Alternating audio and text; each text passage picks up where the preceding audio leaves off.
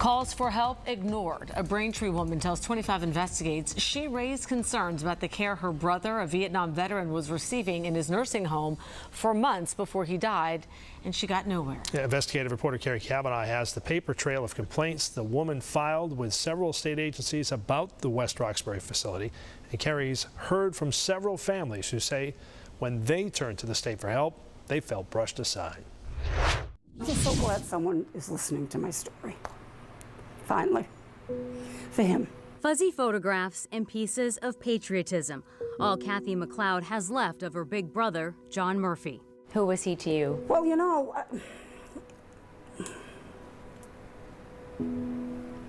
I loved him. Let's put it that way. Here's one of him in uniform. Kathy says John, a Marine veteran of the Vietnam War, loved his family and his country. He says he watched over her and her sister, but at some point with age and the onset of dementia, Kathy became the one who was looking out for him. In September 2021, Kathy says John agreed to come stay here, West Roxbury Health and Rehabilitation Center.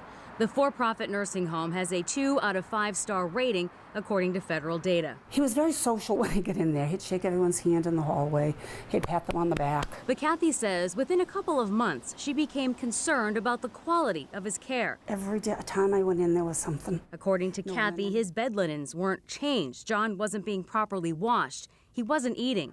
And she says he started to decline. He would have a hard time finding his room sometimes. Kathy says she regularly met with nursing home administrators about her concerns. She says she had calls with Bear Mountain Healthcare, which owns the West Roxbury facility. I contacted the ombudsmans. There was 2 of them, DPH, the Inspector General's office, the Attorney General's office. I notified the office, the VA of Accountability. Ultimately, after making all of these calls, all of these forms, what happened? Nothing.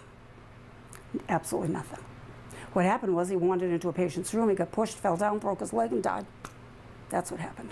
According to records we obtained, John was reportedly pushed by another patient on January 10th. He died about 3 weeks later on February 1st. His death certificate lists the cause of death as complications of blunt force trauma with left femur fracture. He died months after Kathy began raising concerns about her brother's care. She claims her sole response was this form letter from DPH after her initial complaint to them in September 2022. I haven't heard from anybody. For months, 25 Investigates has heard from family members who say they too asked for help for loved ones in nursing homes across our state and got nowhere. How did these things happen? Why is there no documentation? There's nothing you can do that's ever going to bring any of our loved ones back. But you sure can make a change, give some consequences. 25 Investigates asked DPH about what happened to John Murphy and what came of his sister's complaints. A spokesperson said for the first complaint, DPH intake surveyors thoroughly reviewed it, and a recertification survey conducted by DPH at this facility in November 2022 found no deficiencies related to the care provided to this resident. This industry has been in crisis for some time. Sandra Harris is state president of AARP Massachusetts. While she's not familiar with these individual cases, she says the nursing home industry needs an overhaul. First of all, in staffing. Number 2, in infection controlled. Number 3 is just being transparent. I'm trying to find an administrator or somebody that we can talk to. We've been calling and emailing and not getting any response. Yeah, I don't know. I also went directly to the nursing home for answers. The administrator said he couldn't provide them.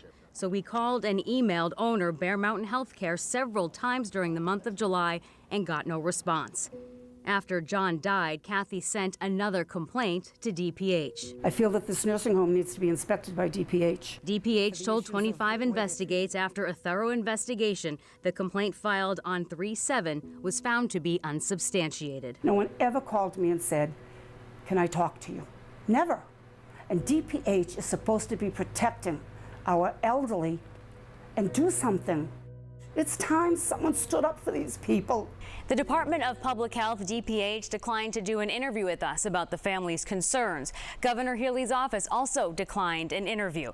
A spokesperson sent us this statement. Massachusetts families deserve to trust that their loved ones' health, safety, and well-being will be prioritized in nursing homes. The Department of Public Health thoroughly investigates all complaints to ensure quality care. Carrie, does the governor's office have any advice for families who are in this situation, can't get some help or any answers at this time? Yeah, we asked them that very question. The governor's office says people should file that complaint with the facility, with DPH, the long-term care ombudsman. But again, the families I spoke with, they took all of those steps and still hit these dead ends. Another interesting thing that DPH told me in the email they sent back, they said if people want a follow-up to the complaints that they send DPH, they need to ask for a follow-up. Isn't necessarily what people would probably assume. Yeah, they expect to hear from DPH. And again, Exactly. you asked them for an interview and they declined. And so did the governor's office. Yep. Very interesting. Maybe we'll hear from them shortly. Carrie, great to shed some light on this. It's a very important topic. Thank you. Thank you.